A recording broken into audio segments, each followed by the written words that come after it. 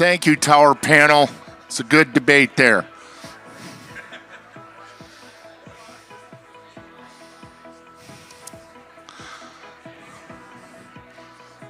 Mike, we will have you forcefully removed.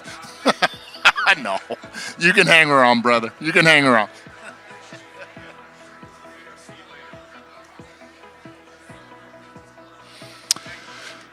You bet, Mike. All right, folks, ladies and gentlemen, we got one more panel discussion, and that is the regulatory panel.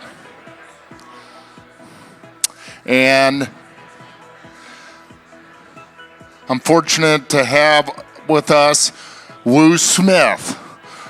Wu is a senior associate at Terracon and currently leads the environmental operations for the Louisville and Lexington offices in Kentucky.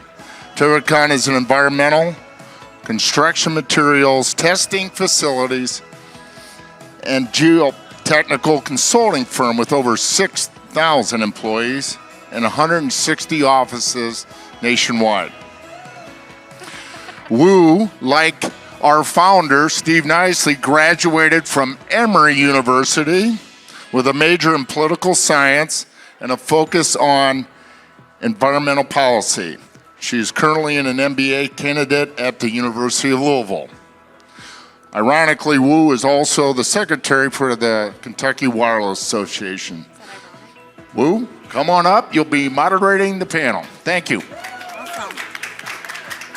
I'm already mic'd up, so I'm good. Cute. Can you guys hear me okay? Awesome. Thank you, Craig, so much. Good morning, everyone. Welcome to the Environmental Regulatory Panel. And apologies for my voice. I've lost a little bit from singing a little bit too hard last night at the Music Movement concert. So as Craig mentioned, my name is Wu Smith. I'm a senior associate with Terracon Consultants, and I am delighted to introduce all of my colleagues within the environmental regulatory industry. So first, we are joined by Christina Harrell. She is currently the National Program Manager at Tri-Leaf Corporation. And at Tri-Leaf, Christina has overseen the execution of thousands of projects with a specific focus on development of Phase 1, Phase 2s, NEPAs, and cultural natural resource reports.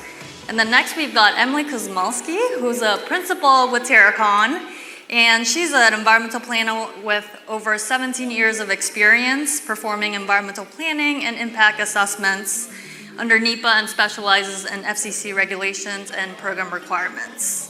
We're also joined by Aniela Travers with EDI, and she is the technical director and oversees archaeological and tribal consultation services nationwide. And last but not least, we've got Ben Seltzer with ECA. Ben is currently the Vice President of Environmental and Ecological Services at ECA with over 20 years of experience. So let's give a round of applause to our regulatory panelists.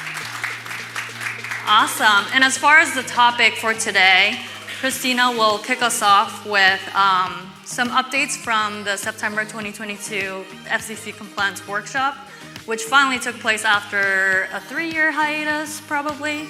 And then Emily will give us some NEPA EA's do's and don'ts tips for all of you guys. And then Aniela will give us some guidance on identification of historic properties.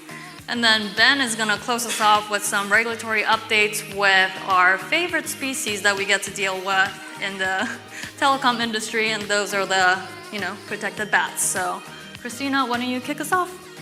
Thank you. Thanks for sticking around for everybody's favorite panel.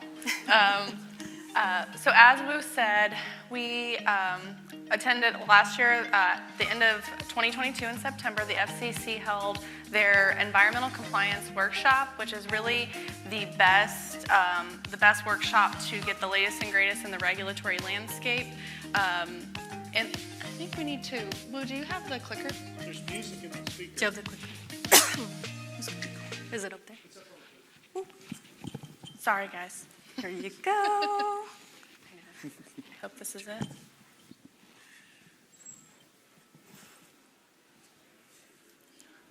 Okay, there it goes. Okay, so as I said, it was in September 2022, and typically it's just a refresher of the environmental compliance and regulations that govern what all of us do for new tower development, co-locations, et cetera, under any FCC licensed projects.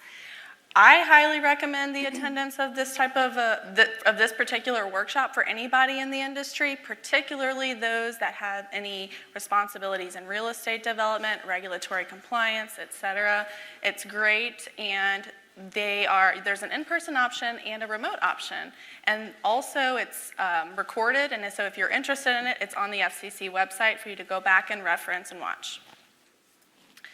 And so, as I had said, it was this particular workshop, and oftentimes is a good refresher. So really, what do we need to know? What do you guys need to know from that workshop? The highlights from the workshop are primarily surrounding the NEPA, Migratory Bird and Endangered Species sections of the sessions. There was a new NEPA checklist that was updated in June 2022 that all of your consultants, I'm sure, are using and have modified their reports to address any of the modifications and changes. And also the FCC biologist spoke at the conference, and then the Fish and Wildlife Service, formerly from the FCC, discussed migratory birds. So those are kind of the highlights I'm going to touch on. So from the FCC biologist herself, one of the big things that she urged us to all remember is that when completing an EA, we need to make sure that the entire footprint of the project is evaluated and information is provided, because one of the NEPA checklist criterion that she is looking to evaluate is impacts to surface features, which includes deforestation. So any information that you can provide in terms of justification, in terms of project size, et cetera, that's really helpful to her, and to make sure you include everything, including guy wire easements, if any vegetation needs to be removed, or like even down the road kept up with, trimming and things of that nature. Another item that she focused on was, while not required under the ESA, the Endangered Species Act, applicants should consider impacts to state protected species and habitats. This is something that's a little bit different from what the industry standard is, and if that's something that a tower company or applicant is particularly passionate about, or if it's within their scope of work, they will let the consultants know. It's ultimately up to them, but it is something that the FCC has recommended. And finally, I feel like the biggest token from that particular workshop was that what is the FCC's stance on a may affect, not likely to adversely affect determination as it pertains to threatened endangered species? So from the workshop, the FCC clarified that they review projects case-by-case basis, and if the Fish and Wildlife Service concurs with a consultants may affect, not likely to adversely affect determination with any type of imposing condition. And what we mean by that is some type of site-specific conditions, such as time of year clearing restriction, any mitigation required, et cetera, that would trigger an EA. So further clarification post the workshop with the FCC, we were able to confirm that if the applicant will self-impose an imposing condition on a site themselves as a mechanism to arrive at a may affect, not likely to adversely affect determination, then an EA is not required, so long as the Fish and Wildlife Service or the Natural Resource Agency does not outline any additional conditions. And so the Fish and Wildlife biologist, Joel Gehring, attended the workshop and spoke and touched on the fact that under the Migratory Bird Treaty Act, Fish and Wildlife is looking to put out a notice of proposed rulemaking that was originally anticipated by the end of 2022, but it's still pending release to date.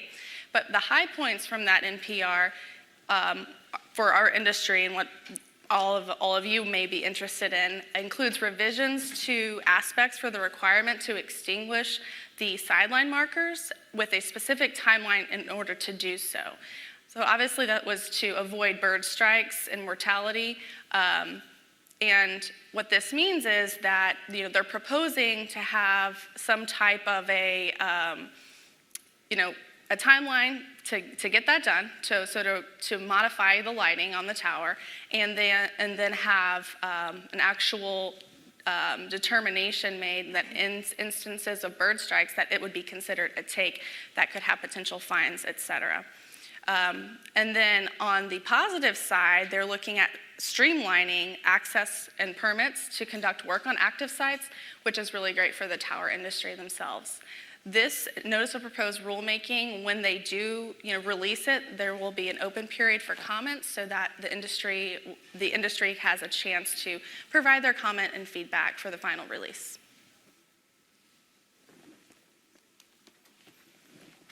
Is the middle button? Yes. Oh, no, it's this one. Okay. Thank you so much, Christina. So as she mentioned, the FCC has a new trigger for what would require an environmental assessment. So what is an EA and what makes a good environmental assessment? So essentially in the FCC NEPA process, the lowest tier of environmental evaluation is going to be your categorical exclusion, with your most stringent level of evaluation being the environmental impact statement. And so what you'll typically see on a site is you'll do an FCC NEPA screen on a proposed cell tower site, and there's a 10-point checklist: floodplains, wetlands, endangered species, cultural resources, and if you have an adverse effect to any of those resource categories, then that would trigger the need for an EA. So if you have an adverse effect to an environmental resource category on your NEPA screen, that triggers an EA, and it should also be noted that all towers over 450 feet also require an automatic EA for considerations for migratory birds. So the purpose of the EA document is to document the adverse environmental effect that you've identified through the NEPA screen, and then demonstrate how it will be mitigated, minimized, or avoided to less than significant levels. The report goes to the FCC for their comment review and a 60-day public comment period, and would typically conclude with a finding of no significant impact. It should be noted that any comments or issues that the FCC has with the EA report could delay that 60-day comment period. So the meat of my presentation is really focusing on putting together a good EA document that doesn't get rejected by the FCC and meets that 60-day shot clock. So up on the screen, I've got some typical categories that we would have for EAs, but I want to draw attention to two of them. First is the 100-year floodplain.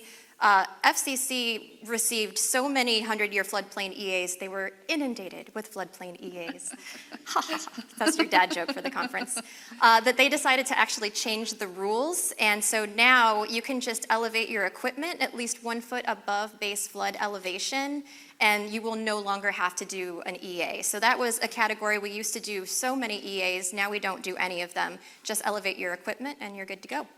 Another category is cultural resource impacts. If you are resolving your impacts to historic properties through a memorandum of agreement with the SHPO, the tribes, the consulting parties, and you execute that MOA, the MOA will become your guiding document, and you no longer need to do an EA for that. So that change came about in the last few years as well. So we just don't see as many floodplain and cultural resource EAs as we used to, and so that would essentially leave the significant changes in surface features, your wetland fill, deforestation, stream diversion, endangered species impacts, and migratory birds. And so up on the slide here is a holistic list of all of the triggers for an EA, but as I mentioned on the prior slide, we really see the most of those three that I mentioned for those reasons. And I also want to draw attention to the bottom of the slide that FCC can choose to request an EA on their own volition. Major components of a good EA. First, as Christina mentioned, you're going to want to have a really good project description, and that needs to be inclusive of the access road, the compound, the utility easements, power, fiber, telco. All of those things are components of your site, and they must be quantified in either acreages or square footages. You're also going to have a purpose and need statement. You would typically get that from radio frequency. RF would have coverage and capacity maps over a geographic area demonstrating that you have a purpose and need for this location at this design. And then additionally, in that same vein, you'll also include an alternatives analysis. So you're going to evaluate the different other candidates that you looked at, design alternatives, why they were eliminated from detailed study, why they're not feasible, and just justify why you need the site at this design that does have an impact. And then finally, you want to include a compliance package with your EA that demonstrates compliance with the local rules. So that's going to be your planning and zoning, your special use permitting, building permits, stormwater permits. You just need to demonstrate compliance with all the other environmental rules that are applicable. So the rest of the EA document is essentially a rehash of the NEPA checklist, an identification of the adverse effect, and then a demonstration on how you're going to minimize, mitigate, or avoid the impacts to less than significant threshold levels.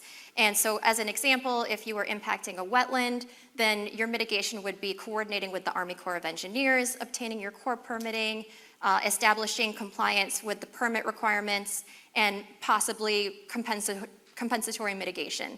So all of those things get buttoned up into the EA report, goes out for the 60-day comment period, and concludes with a FONSI. And as Christina mentioned, in June of 2022, FCC issued a new checklist, and within that checklist, they also provided their guidance on the things that they would like to see in an EA. I am not going to read this to you. Please know that this is available for public consumption. We're providing our contact information at the end, so if you would like a copy of this checklist, I'll be happy to forward it to you. As a consultant, what I would do is I would, at the end of my EA report, sit down and go through this checklist line by line and make sure that, yes, you are doing all of these things, and that's to avoid the kickback from the FCC. And then on that same vein, these are verbal do's and don'ts that we've received. I've just through discussions with the FCC, through report, real life feedback that we're getting. And so here's some do's and don'ts straight from the FCC. Don't just put a dot on the map. Make sure that the EA supporting documentation is the entire project footprint, the compound access road utility easements, and include acreages and square footages. Do include building permits and stormwater permits. If they've been applied for and you haven't received the permit yet, you can forward that permit upon receipt, and FCC will just hold the FONSI for receipt of that permit. Do make sure the ASR public notice is appended along with the Section 106 public notice, so do include all public notices in the EA document. Don't append sensitive archaeological resource information. It is proprietary. It's not meant for public consumption.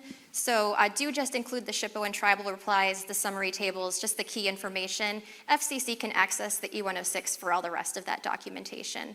And do provide details and acreages regarding tree removal, particularly when bat habitat is impacted. And finally, provide an updated IPAC in your final EA, as they do expire every 90 days. And so that concludes kind of the do's and don'ts on getting an EA approved within that 60-day shot clock. And now Aniela is going to talk about historic properties. Right. So let's do a quick refresh on identifying historic properties. So the FCC has outlined which types of resources must be considered in the 2004 Nationwide Programmatic Agreement. These properties include those listed on the National Register, properties formally determined eligible for listing by the keeper, properties that the SHPO or TIPO certifies are in the process of being nominated to the National Register, properties previously determined eligible as part of consensus through Section 106, and then properties listed in the SHPO, TIPO inventories that have been previously evaluated and found to meet the National Register criteria, and the SHPO and TIPO has indicated that in their inventory. So the take home from this is EDR, NEPA, Map Check, and the National Park Service website are great screening tools, but if you rely solely on those resources, you're missing up to 3 out of these 5, or 4 out of these 5 categories. So you want to make sure that you're accessing these other resources. And the way to do that is, 1, do consultation with the tribes so that you're interacting with their TIPOs, and then 2, accessing those SHPO inventories. So the SHPO inventories differ state to state. Inventories may be accessed either via in-person visits to the SHPO office, where you pull physical records in person, or you can submit a remote data request to the SHPO office via email. Some SHPOs also have online GIS databases where you can access everything remotely. Those may be free, or you might have to pay for a subscription to access those. As previously mentioned, archaeological site data is confidential, so most of these requests for that data will be restricted to qualified archaeologists only. So the take home from that is you want to make sure that you're working with individuals that are familiar with the SHPO and its inventory. If you're using the wrong resource codes or don't have all the GIS layers selected, you may be omitting historic properties from your data, or you could be including resources that don't actually count as historic properties. And focusing specifically in the Southeast, the SHPOs listed here all maintain above ground databases for research, but they all require qualified archaeologists to access that sensitive site data, and that can be done either through a remote request or through a subscription. Pass it over to you. Thank you.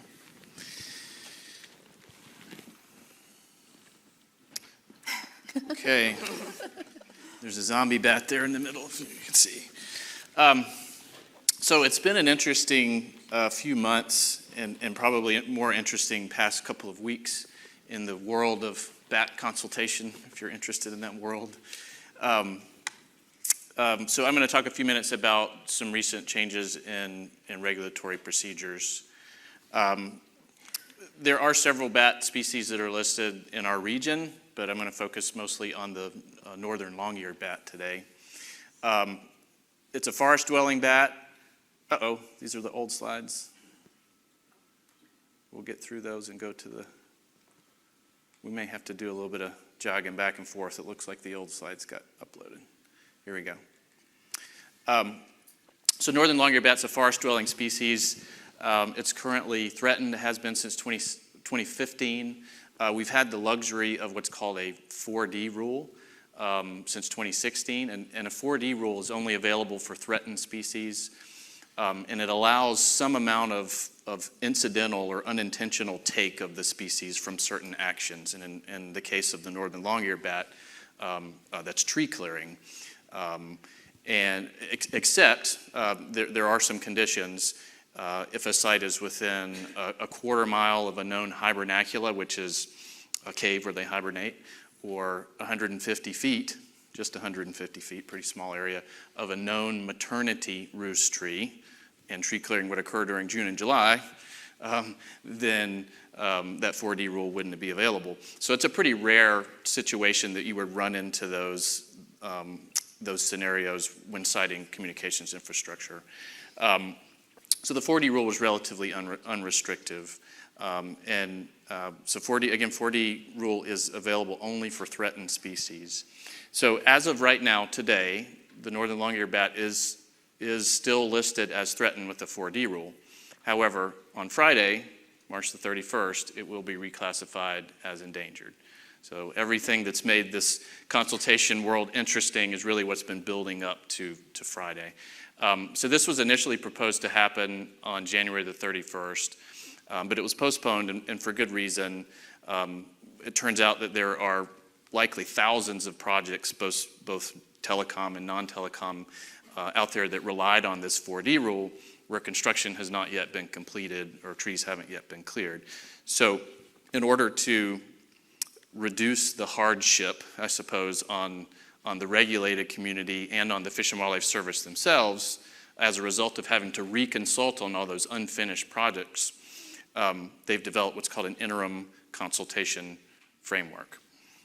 So this interim framework was published first on March the 6th, so it's been out for a few weeks, but it really wasn't fully operational until just last week.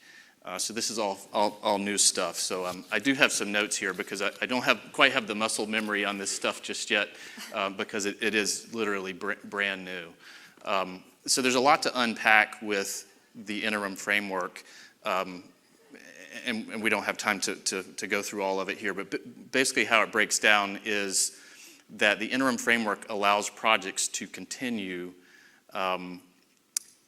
without issuing an adverse effect and without any sort of additional conditions such as time of year tree clearing restrictions, which it was mentioned earlier. Hang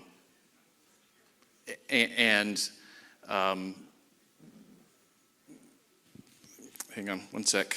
I kind of lost my place there. So it requires basically these new projects to meet the same conditions as the 4D rule. And that's interesting because the 4D rule, the purpose of a 4D rule is actually to allow some amount of take. That is not allowed for endangered species. So this interim framework that allows projects to move forward with basically the same conditions that we're allowing some amount of take under the 4D rule have to be justified in some way. So the way that Fish and Wildlife Service justifies it is they acknowledge that there's potentially suitable habitat for this species everywhere across its range, and we'll look at its range here in a sec. But it's really big, and so that's basically any forest, any woodlot, any tree line, but that all or no significant portion of that habitat is actually occupied by the bat species. And they go on to say that it's unlikely that tree clearing would result in an adverse effect in areas where there have been no actual documented occurrences of the species. So those are really important points, and it's what the interim framework is based upon and how they can allow projects to proceed with those same 4D conditions. So they've developed what's called a determination key, and we're seeing more of these for other species across the country, and it's called a determination key, or a D key for short. And it's available through their online consultation system, which is called IPAC. So a determination key is a list of questions that you answer that helps you reach a determination of effect. What we've been waiting on and what just happened last week was they linked the occurrence data for the northern long-eared bat to this D key, such that when you enter your project in and you enter your location in, it can ping that occurrence data, and if you are not within close proximity to a known occurrence, and even if you do have suitable habitat, it allows you to proceed with no adverse effect and without any sort of conditions such as time of year tree clearing restrictions. What is important to note is that if you have Indiana bat, which is an endangered bat, that covers some of the same range and some of the same habitat. If you have Indiana bat on the list for a given site, all bets are off, and you may be required to follow those tree clearing restrictions anyway. It is a helpful tool, this interim framework, and it's going to allow some projects to go forward without construction delays due to time of year tree clearing restriction. However, it is interim, and it is only good until April the 1st of 2024. Now, we don't know what's going to happen between now and then, and it's possible that when the interim period is up that we'll carry forward with that kind of same line of thinking as far as habitat is everywhere and it's unoccupied, which is a fairly unprecedented approach to threatened endangered species consultation, by the way. But the expectation is that if your project was allowed to proceed under this interim framework, and you haven't constructed your site by the time April 1st gets here, then you may have to reconsult, and you may have to agree to time of year tree clearing restrictions at that time. So that's it on that. So let's see. I'm going to have to work back through these slides. I had some range maps here. I just wanted to share this really quick, just so you could see kind of where the northern long-eared bat occurs. It's a pretty big range, and a good bit of the south, except for the southernmost coastal areas, and then it extends way out to, Montana and the Dakotas, and even up into Canada. And I don't think we probably lost the slide. Oh, there they are. There it is.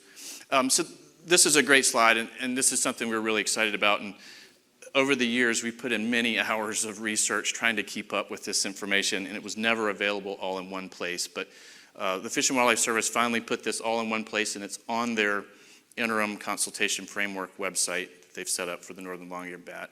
And this is inactive season dates, or the dates that you were allowed to clear trees if you were to be subject to that restriction, for every state in its range. So that's it. So as far as, like Forrest Gump says, that's all I'm going to say about the northern long-eared bat. But I do believe that there is one other bat species that's worth mentioning. Oh, I'm going to have to go find it.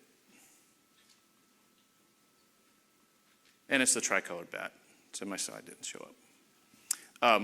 So the tricolored bat is a proposed endangered species, so no real protections for it right at this moment. It was proposed in September of 2022. So for proposed species, they sit for a year, and then the Fish and Wildlife Service has to make a decision at that year mark whether to list or not to list. But based on current trends, with what we're seeing with the reclassification of the northern long-eared bat and the effects of white nose syndrome on bat populations, we fully expect this species to become listed towards the end of 2023. So it's not causing issues for sites right now, but we'll have to see as we get closer to time and as that listing is impending to see how it's going to affect consultation going forward. So stay tuned.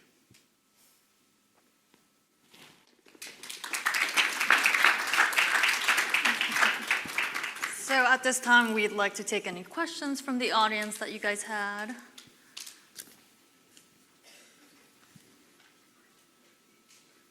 Yes, right there.